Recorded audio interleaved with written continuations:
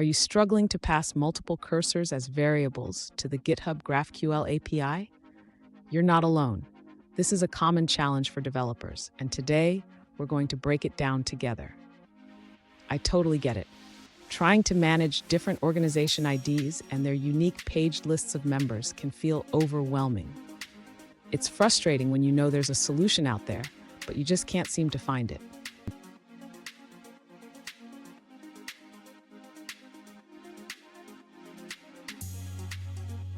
Here's the specific question we're addressing today.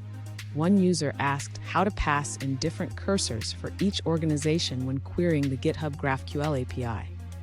They want to know how to associate each cursor with its corresponding organization ID. Sound familiar? Let's dive into this. So what's the issue here? Each organization has a different number of members and pages, which means the cursors will vary. Understanding how to handle this variability is key to successfully querying the API. And stick around, I'll share a pro tip at the end that will make working with the GitHub GraphQL API a breeze.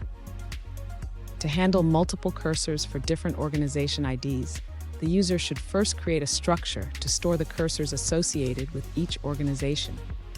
This can be done using a dictionary or an object. Next, the user should modify the GraphQL query to accept a dictionary of cursors. This allows each organization ID to have its own cursor passed into the query. After that, the user should implement a loop to iterate through each organization ID. For each ID, they will need to call the GraphQL API and update the cursor for that organization based on the response. Finally, the user should check if there are more pages to fetch. If the has next page field is true, they can continue fetching members using the updated cursor until all pages are retrieved. Fun fact, did you know that the GitHub GraphQL API allows you to fetch only the data you need? This can save you a lot of time and bandwidth compared to traditional REST APIs. Now let's look at the answers provided by other users. This user points out that the GraphQL specifications do not provide a way to pass an array of cursors for the same edge list. They suggest that GitHub would need to implement a custom feature for this. Each cursor is associated with a specific node, so by adding a cursor field to your edges request, you can retrieve the cursors for all nodes. However, the end cursor will vary based on the number of items requested. The user emphasizes that the only way to link a cursor to an organization ID is through the structure of the returned data. They recommend processing one organization at a time to keep track of the cursors effectively.